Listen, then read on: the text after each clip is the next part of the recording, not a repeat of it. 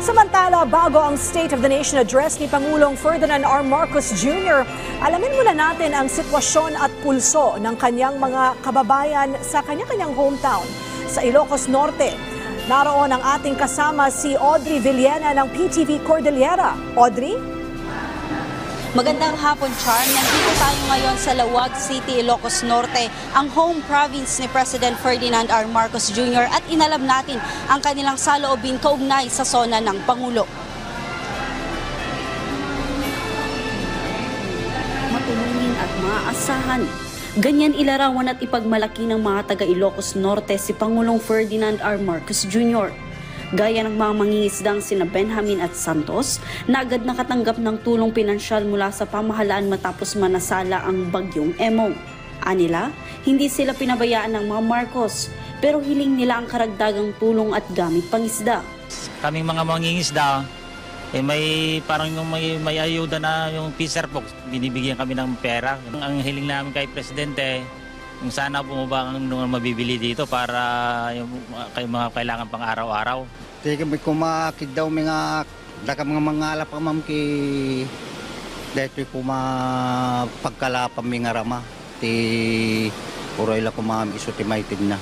Saksi naman sina Joel at kanyang kapwa magsasaka sa pagbabago ng kanilang pagsasaka magmula ng mamuno ang Pangulo. Sa katunayan, kabilang ang kanilang barangay sa magkakaroon ng farm to market road. Nasaya tama matulungan natin kaluwaran. Umaduwa umapiti ko. Tulong ko ti taltalon dano ka.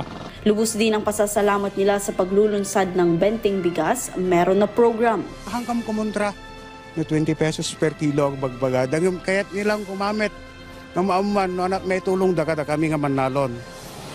Tanangin na amin, krudo, gasolina.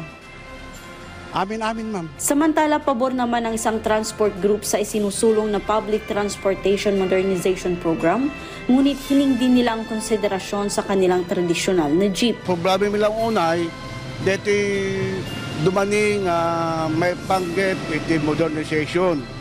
Ket kami maabel dito ang klaseng unit kasi in a worth of million.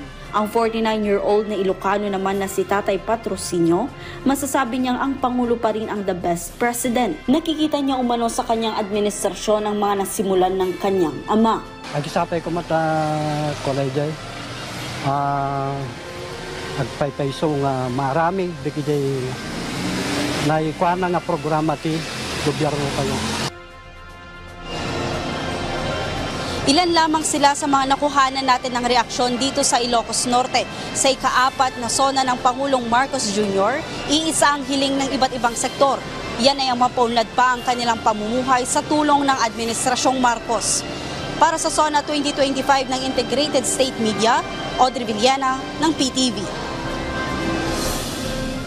Maraming salamat, Audrey Villena ng PTV Cordillera.